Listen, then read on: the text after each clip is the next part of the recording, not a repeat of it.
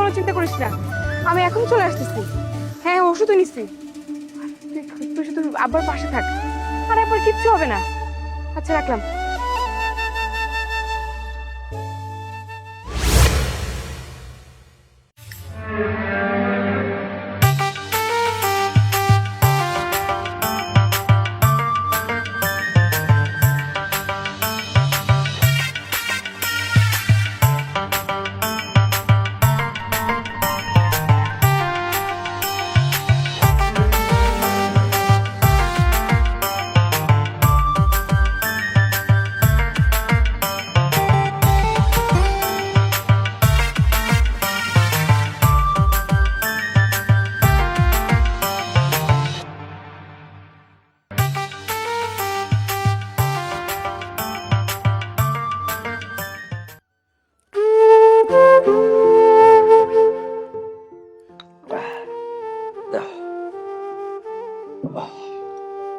আব্বা, তোমাকে না কতবার বলছি একা একা কখনো কোথাও যাবে না।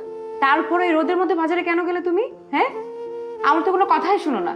কতবার তোমাকে বললাম যদি কোনো কিছু লাগে তাহলে আমাকে বলবে, তা না করে তুমি কেন গেলে বাজারে আব্বা? মাগো, সব কাজ তো তুই করিস, সংসারটা তো তুই চালাস মা। আমি একটু কাজ করলে তোর ক্ষতি কি? মাগো, তোর বয়সের মেয়েরা সব বিয়ে শাদী করে সংসার করতেছে, আর তুই বিয়ে করতে রাজি হইতেছিস না। আব্বা, আমার বিয়ের বয়স এখনো হয় নাই। তাছাড়া এমন তো না যে এখন বিয়ে না করলে ভবিষ্যতে আর বিয়ে করতে পারবো না। বিয়ের প্রতি আমার তেমন কোনো ইন্টারেস্ট নেই। তুমি তার আগে বলো বাজারে কেন গেলে?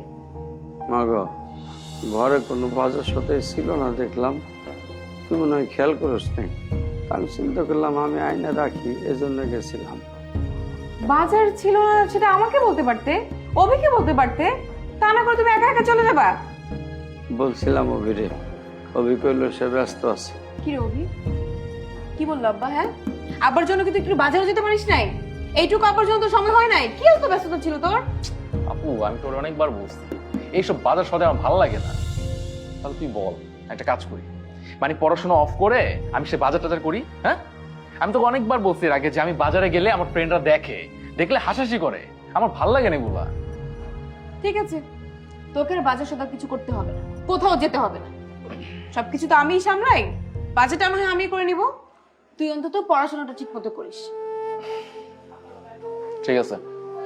আচ্ছা আপু থাক, আমি একটু বাইরে যাব, আমার একটু কাজ আছে। কত কাজ করিস রে বাপ তুই। আব্বা বাদ দাও তো, তুমি কেন বুঝো না আব্বা? আমি কি সবসময় বাড়িতে থাকতে পারি? থাকি না তো। একা যখন থাকো তখন তো নিজের একটু খেয়াল রাখতে পারো। এত হেলেপানা করো না আব্বা। ঠিক আছে, রেস্ট নাও, আমি বাড়ির সব কাজ করি। যাও।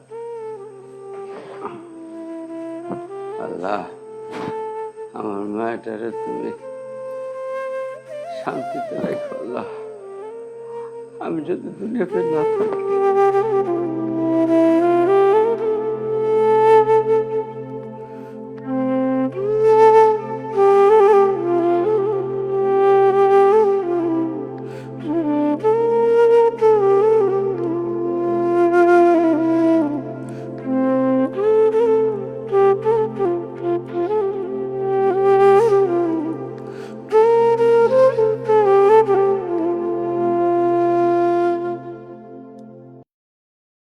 হ্যালো সামিয়া, আছি মোটামুটি আর কি।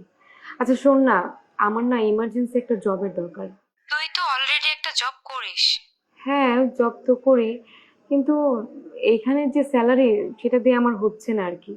তুই বল, এ মাসে 20,000 টাকা স্যালারি দিয়ে এই যুগে কি চলা সম্ভব?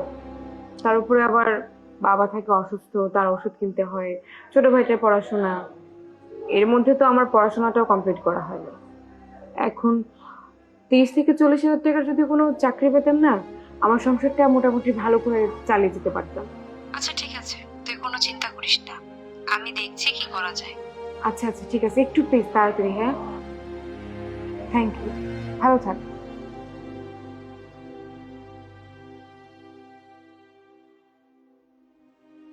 আপু কিছু টাকা দে তো। কলেজ ফি না দিয়ে দিলাম, এখন আবার কিসের জন্য টাকা লাগবে? না আসলে হয়েছে কি, ওই যে আমার ফ্রেন্ড সার্কেল আছে না, মানে ওরা একটু ঘুরতে যাবে, তো আবদার করলো। এখন আমি যদি না যাই তাহলে খারাপ দেখা যায় না। তুই কি আমাকে বুঝিস না? বুঝবি না কখনো? এখন মাসের শেষ, আমার হাতে কোনো টাকা পয়সা নাই। কি টাকা পয়সা নাই? আর আমি একটু আগে দেখে আসলাম তোর বালিশের নিচে 2000 টাকা, আর তুই বলছিস টাকা নাই। বালিশের নিচে 2000 টাকা মানে? ওখান থেকে 1200 টাকা আমার কলেজের ফি, আর 800 টাকা বাবার ওষুধের জন্য রাখছি। আপু আপু আপু দে না, দে না, এমন করছিস কেন? দে টাকাটা, আমার খুব দরকার, দে না। বস।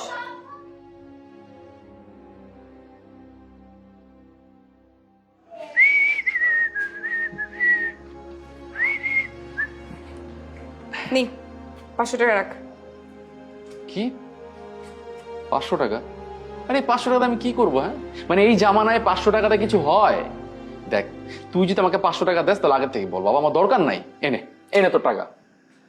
আমি আমার বন্ধুদের বলে দেবো যে আমি যাচ্ছি না। বললাম না, তুই আমাকে কখনোই বুঝিস নাই, আর বুঝবিও না। নি 1000 টাকাই রাখ, আমার কোনো ফিটি দিতে হবে না। আর বাকি যে 1000 টাকা আছে সেটা বাবার ওষুধ নিয়ে আসবো। যা। আরে হয়েছে হয়েছে, এত গলা শুকাইস না। হ্যাঁ, মানে আমি তোর কাছে টাকা চেতে আসলে না তুই গলা শুকাস। তো সব আচ্ছা, ঠিক আছে, থাক, আমি গেলাম।